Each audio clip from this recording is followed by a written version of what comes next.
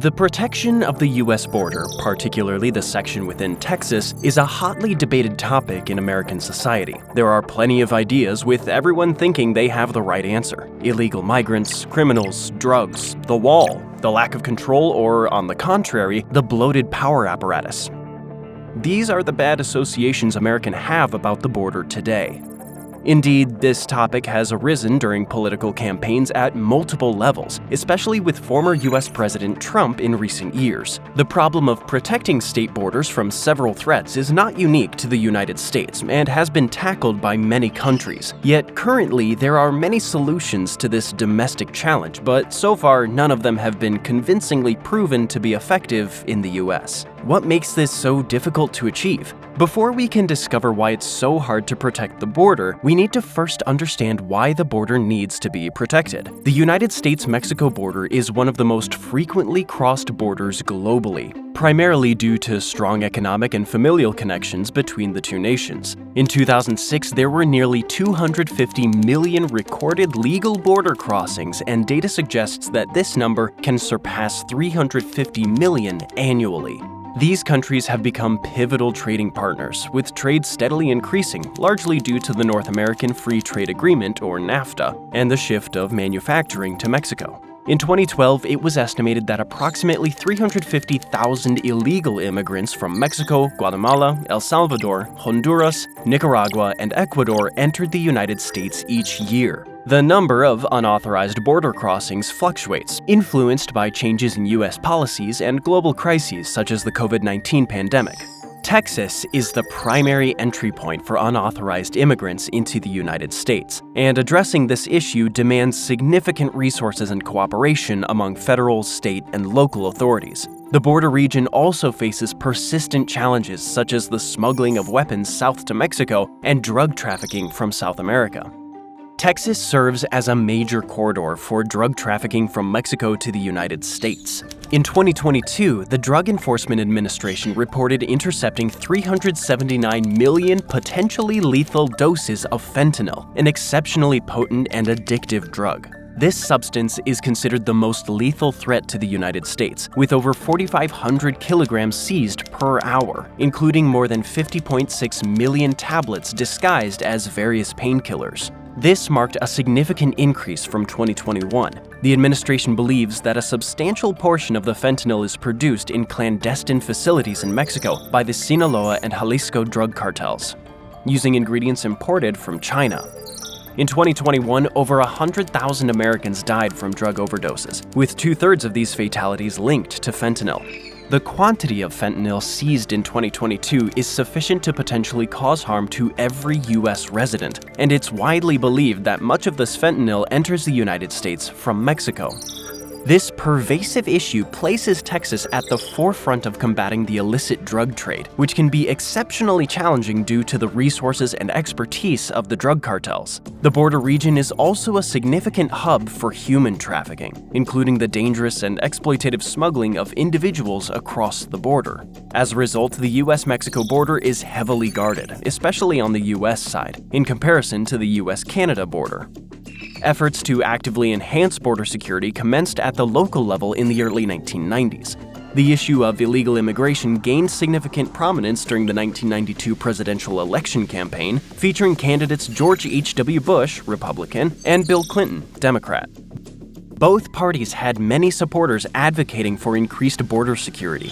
Subsequently, the federal government implemented its initial border security measures. Notably, Operation Gatekeeper was launched by Bill Clinton in 1994. On September 30, 1996, the Illegal Immigration Reform and Immigration Responsibility Act came into effect following approval by the 104th U.S. Congress. The first border barriers were constructed in California, Arizona, and Texas. Additional funds from the U.S. federal budget were allocated for new deportation facilities, and several hundred Border Patrol agents were deployed to California and Arizona. The expansion of border security led to a shift where more immigrants settled permanently in the USA, compared to their previous practice of crossing the border temporarily, often for agricultural work, and returning to Mexico after the season and harvest. Following the terrorist attacks of September 11, 2001, border security became a priority from a counterterrorism perspective, prompting increasing funding. In September of 2006, the Secure Fence Act of 2006 was passed by Congress, allowing for an additional 700 miles or 1,100 kilometers of border fence to be constructed. President George W. Bush signed this act into law on October 26, 2006. His successor, Barack Obama, also supported this legislation, and throughout his 8-year administration, border protection efforts were consistently expanded. A 2013 study commissioned by the Council on Foreign Relations revealed that border guards apprehended approximately half of illegal immigrants in 2010.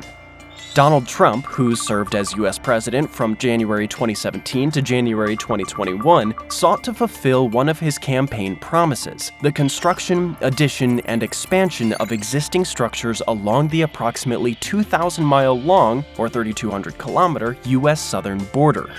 On March 24, 2017, he issued an executive order to initiate construction. According to a press release by the United States Department of Homeland Security in mid-March 2017, the proposed wall would reach a height of up to 29.5 feet. For comparison, the Berlin Wall was approximately 13 feet high, and the barriers between Israel and the Gaza Strip reach up to 29.5 feet. The cost was estimated to range from $12 billion to $21 billion. However, Trump encountered challenges in securing significant funding from his party for wall construction in the initial U.S. budget of his term, as the 2017 budget did not allocate funds for expanding the border wall. In 2018, Congress approved relatively small amounts of money for expanding border facilities. In 2019, President Trump invoked his powers in response to a national emergency, enabling him to divert funds from the defense budget for border expansion. By the end of Donald Trump's presidency, official figures indicated that 452 miles of border facilities had been reconstructed by January 2021. However, only about 80 miles of this were built entirely from scratch, with 47 miles constituting a border wall and 33 miles serving as additional reinforcement for existing barriers. The remaining 372 miles involved renovations to pre-existing border structures. Did Trump's successor continue the project? Initially, the border wall seemed like it had no future. On January 20th, 2021, his first day in office, President Biden immediately halted further construction of the wall. He had even stated, "There will not be another foot of wall constructed on my administration." With time, however, that turned out not to be the case, as we'll explain later. It's important to note that while he vowed no more wall would be built, the sections of wall that had been completed were not dismantled. As Biden continued into his first term as president, it was soon clear that there was a significant increase in the number of refugees crossing the border. That trend has continued to today, with the U.S. Border Patrol having apprehended 181,059 people along the southern border in August, compared with 132,648 in July of the previous year. In total, more than 2.2 million immigrants had been detained since the beginning of the previous fiscal year, which began in October of 2022. The Biden administration had also announced that it would resume deportations of illegal Venezuelan migrants. This has clearly become an increasing issue, so what steps have been taken? In January of 2023, during a visit to El Paso, President Biden announced his intent to introduce third world country transit regulations. The wall construction had also been resumed, albeit against the president's wishes. During the presidency of Donald Trump in 2019, funds were allocated for the border wall construction, and since then, Congress has refused to distribute it to other areas. Biden is later quoted saying he can't stop construction because the law requires the funding to be used and completed in 2023. The combined efforts of various leaders gave rise to a political agenda where the preferred policy of managing immigration is through border enforcement. The extensive and intensive application of this strategy led to a notable increase in apprehensions, subsequently serving as a rationale for heightened enforcement measures and the full-scale militarization of the Mexico-US border. Paradoxically, this militarization did not succeed in reducing undocumented entries, but instead decreased the rate of return migration by legal persons. Consequently, this decrease of legal travel between countries amplified the net rate of unauthorized migration and contributed to the expansion of the undocumented population. Simultaneously, it prompted alterations in patterns of border crossings and destination preferences. Ultimately, the once circular migration of male laborers to a few select states transformed into the settlement of families dispersed throughout the nation. This does not, however, explain what makes the act of protecting the Texas border so difficult. It is a complex challenge influenced by several persistent factors. A fundamental aspect of this challenge is the chronic nature of issues related to illegal migration and drug cartels, which do not simply disappear. When these crises worsen intermittently, it becomes challenging to adapt border security systems. So why has there been a sustained need for border security for more than 3 decades? In 2017, with the inauguration of Donald Trump, the number of illegal immigrants detained at the US-Mexico border was at its lowest point in 45 years. However, this decline was short-lived, and migration began to increase once more. Since the beginning of 2019, the border situation has notably deteriorated, with the majority of migrants originating from 3 Central American nations: Guatemala, Honduras, and El Salvador. Migrants often struggle to pinpoint a single motivating factor prompting them to leave their homes and embark on the perilous journey into the unknown, risking their lives and possessions while traversing Mexico, where they face threats from local gangs. These Central American countries grapple with a myriad of issues. Historically, the primary driver of mass migration to the USA has been the stark disparity in economic development and wage levels. The GDP per capita in Central American countries is approximately 1/10 of that in the USA. In economies with limited opportunities for working-age individuals, the United States, experiencing a labor shortage, serves as an attractive destination. Migration rates are, therefore, closely tied to the economic situation in the USA. When job opportunities abound, migration surges, and conversely, when economic conditions worsen, migration can decrease significantly, although it doesn't stop completely. Even during the economic crisis in the USA in 2007, migration from Central America persisted, albeit at a reduced pace.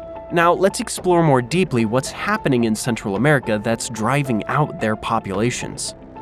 The situation there is pretty bad.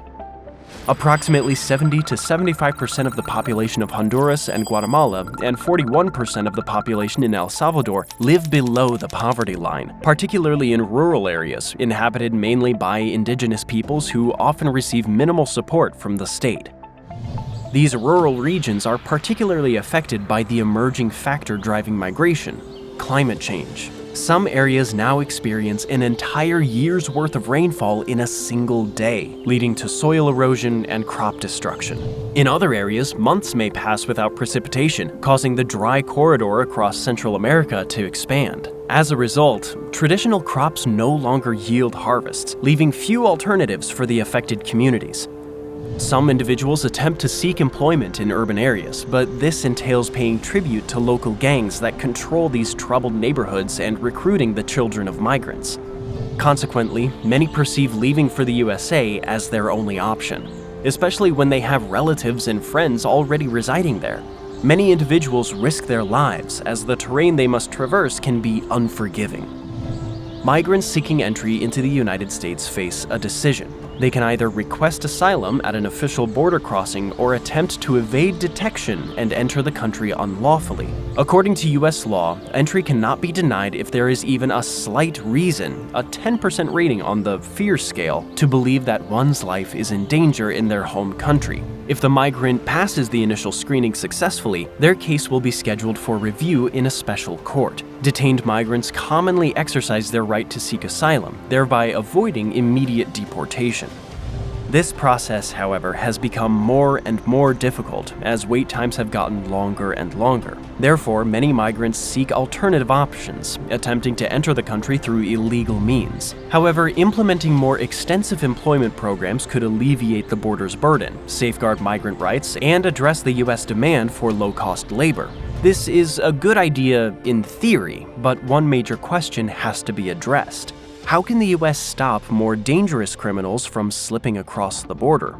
Drug cartels exhibit a high degree of organization, financial strength, operational efficiency, and an uncompromising nature. Their dominance in the global drug trade dates back to the 1980s, and the United States has been engaged in a protracted battle against them for an extended period. As of March 2021, information furnished by the U.S. Customs and Border Protection indicated that cartels and human trafficking organizations were believed to be generating close to $14 million daily by facilitating the illegal transportation of individuals across the southern border. These ruthless international cartels amass billions of dollars annually through the exploitation, hardship, and mistreatment of migrants. Additionally, the majority of illicit drugs and narcotics are introduced into the United States via the southern border. Perhaps surprisingly, the Drug Enforcement Administration has stated that most drugs enter the United States through official ports of entry. Smugglers transport prohibited cargo in private cars or trucks. The cartels have their bases in various countries in Latin America and are quite influential, as indicated by the large spending budgets implemented to fight against them.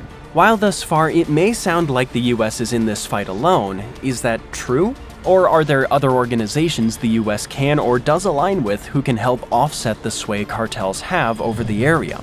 Unfortunately, there isn't a broad consensus with other stakeholders on how best to address the border crisis. The Mexican government, for instance, lacks an incentive to curb immigration, as the money sent back to their homeland by immigrants amounts to billions of dollars annually, and immigration also helps reduce unemployment in the country. Various Hispanic and human rights organizations in the United States express concerns about discrimination and heightened tensions.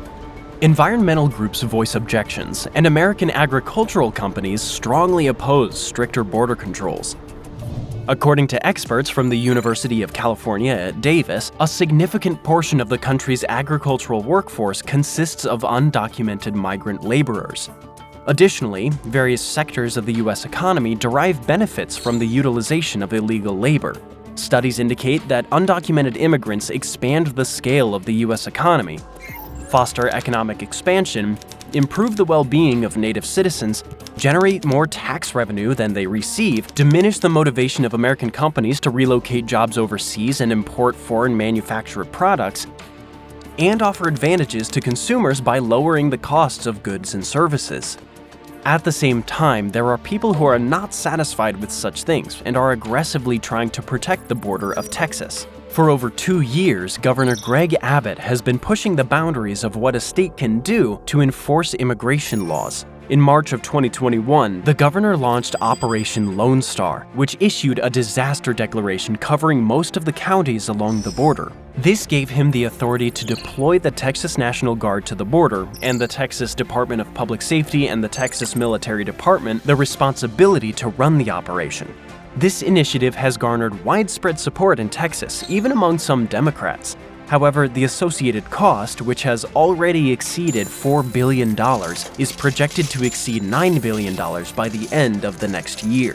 He has overseen proactive efforts by state police officers at the border to deter migration and has boldly challenged federal authorities by placing a floating barrier in the middle of the Rio Grande. In the small border city of Eagle Pass, state police cleared vegetation from a sandbar in the river to establish a new security outpost. These more aggressive tactics faced their first significant challenge from the federal government, which filed a lawsuit against the state of Texas. The lawsuit contends that the floating barrier in the river violates federal law and poses a risk to U.S. foreign policy. The federal government filed a motion seeking an immediate injunction to order the removal of the barrier. These newly intensified strategies have tested the support that the governor's immigration policies have historically enjoyed in Texas. Nonetheless, the ramped-up tactics, along with reports of migrants facing harsh treatment by Texas officers and incidents involving injuries related to razor wire, have eroded some of that support. Legal experts have noted that Governor Abbott's actions have already pushed the boundaries of state authority on immigration and may, in some instances, have exceeded those boundaries. In October of 2023, Governor Abbott ordered the Texas National Guard to install a barrier in certain areas along the Texas-New Mexico state line.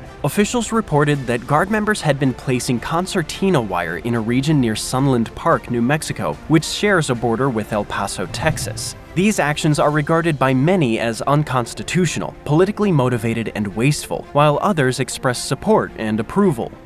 But whether one supports or opposes the policies that have been put in place, there are some geological features that present an immune challenge to anyone trying to secure the border. The US-Mexico border spans a total length of 1,954 miles, or 3,100 kilometers, with additional maritime boundaries extending 18 miles or 30 kilometers into the Pacific Ocean and 12 miles or 19 kilometers into the Gulf of Mexico. It is one of the longest international borders between two countries globally. Among U.S. states, Texas boasts the longest border with Mexico, accounting for roughly 1,200 miles or 2,000 kilometers, which is roughly 2/3 of the entire border. This extensive border takes on various geographical characteristics as it courses through different regions. El Paso Juarez metropolitan area, El Paso, Texas, and Ciudad Juarez in Mexico. Initiating in the westernmost sector, the border encompasses the urban expanse of El Paso, Texas, and Ciudad Juarez, Chihuahua, Mexico. The Rio Grande River delineates this divide, with multiple bridges and border crossings connecting the two cities. Big Bend region. Advancing eastward, the border traverses the remote and rugged Big Bend region, celebrated for its awe-inspiring desert vistas, profound canyons, and the iconic Big Bend National Park. The Rio Grande winds its way through these canyons, forming a natural border in this sparsely populated territory. Laredo Nuevo Laredo border crossing. Continuing eastward, the border showcases the vibrant border cities of Laredo, Texas, and Nuevo Laredo, Tamaulipas, Mexico. The World Trade International Bridge facilitates the connection between these cities, rendering it a major center for trade and transportation. Rio Grande Valley. As we move into the southeastern section of Texas, the border encompasses the lush Rio Grande Valley, renowned for its agricultural productivity. This area is home to numerous border crossings, including the McAllen-Hidalgo-Reynosa International Bridge. Brownsville-Matamoros border crossing. At the easternmost point of the Texas-Mexico border, the cities of Brownsville, Texas, and Matamoros, Tamaulipas stand across from one another, separated by the Rio Grande River. The Brownsville-Matamoros International Bridge serves as a critical conduit for trade and travel between the United States and Mexico. This expansive and diverse border region plays a pivotal role in the interactions between the two countries, shaping their economic, cultural, and political ties. It encompasses a range of terrains, from arid deserts to bountiful river valleys, and has a rich history of trade, migration, and cultural exchange. The US-Mexico border's dynamic nature underscores the complexities of the relationship between the two nations. Such a huge length of the border and its diversity create a huge number of questions and problems regarding the idea of its protection. The U.S. Border Patrol raises concerns about enduring issues related to inadequate funding and a shortage of personnel. On average, there are approximately 4 personnel members per mile of the border, with the majority of them concentrated in heavily populated regions. In contrast, extensive desert and mountainous areas remain sparsely patrolled. Migrants traverse the border in various ways, either in small groups or as part of larger gatherings, often referred to as caravans, which can comprise of thousands of individuals. The issue of personnel shortages becomes evident through the shortcomings of the Trump border wall. It proved ineffective for various foreseeable reasons. In these less patrolled areas, immigrants resorted to inexpensive ladders to surmount it, or they scaled it without any cost. They employed affordable power tools to breach it, cutting through small sections to squeeze through and slicing through larger segments for vehicle passage. In a particular, relatively small stretch in 2020, they sawed through the wall at least 18 times, a fact known to the Border Patrol. Additionally, they constructed tunnels, with some tunnels being extensive, including the largest one ever found, while others were short enough to bypass the barrier. Thus, these methods result in situations where a segment of the Trump border wall in southern Texas had an extravagant cost of $27 million per mile, but it's being circumvented by the use of a homemade ladder. This, however, is not the only issue facing a border wall, as another more natural problem arises. To build a well-protected wall, billions of dollars are needed. To guard against it, a significant increase in personnel is required. Also, if part of the wall is damaged, it will need to be repaired. From time to time, the wall will also need to be regularly updated and improved. Therefore, there's not much evidence supporting that an increase in border wall spending will decrease illegal crossing. But in fairness, this is not the first border wall ever attempted, and we can see if lessons learned in other countries have yielded positive results. Today, there are more than 60 physical barriers to crossing national borders in the world, while in 1989 there were only 6. Most of the world's border barriers are not walls, but very tall and fortified fences, including Trump's creation. Perhaps the most famous real concrete wall separates Israel from the Palestinian territories. In 1994, it surrounded the Gaza Strip, and in 2011 through 2015, fortifications were built on the borders with Egypt, Jordan, and Lebanon. Israel justifies this policy as a defense against terrorism, while other international organizations, including the UN, believe that it significantly complicates the lives of the Palestinian population. Syria is surrounded on almost all sides by border fortifications. In 2014, to protect against migrants and terrorists, the wall promised by President Recep Tayyip Erdogan began to be built on the Syrian-Turkish border. Unlike the Trump one, this really is a wall, not a fence. In addition, Iraq and Jordan have fenced off Syria. Fences around the Spanish enclaves in Morocco, Ceuta and Melilla, are designed to contain the flow of migrants. However, they often turn out to be ineffective because the fortifications only reach the edge of the sea, so they can be crossed by boats or walked around at low tide. Poland has built a wall on the border with Belarus to block the influx of migrants who are trying to illegally enter the EU country. Human rights activists and experts criticize the wall and insist that it will not be able to solve the problem of the influx of migrants into Poland. The most famous fence in the world was the Berlin Wall. Its main goal was to prevent residents of East Berlin from escaping to West Berlin. But even under the threat of execution, people could overcome the most guarded wall in the world. 28 people escaped through a 476-foot-long tunnel they dug themselves, flew on a hang glider in a balloon made of nylon fragments on a rope thrown between the windows of neighboring houses, and used bulldozers to ram walls. So while the effectiveness of border walls and fences have varied, perhaps a solution can be found by studying the border of the United States' northern neighbor, Canada. The United States and Canada share a border commonly referred to as a largely undefended border, although this description is accurate primarily in a military context, as civilian law enforcement agencies are active at the border. Crossing the border outside of designated checkpoints is unlawful, as individuals crossing the border are required to undergo scrutiny and official inspection. It's noteworthy that the rate of security measures rises noticeably along the border between the US and Mexico, which is roughly 1/3 of the length of the US-Canada border. The US-Canada border spans diverse geographic regions. Portions of the border pass through wooded areas in the northwest, the prairies, the Great Lakes, the St. Lawrence River, and out to extend into the Atlantic Ocean. The border also traverses the territory of the Akwesasne Nation and demarcates the boundary between Vermont and Quebec. In the aftermath of the September 11th terrorist attacks, both nations significantly bolstered security measures along the border, focusing on urban and rural regions.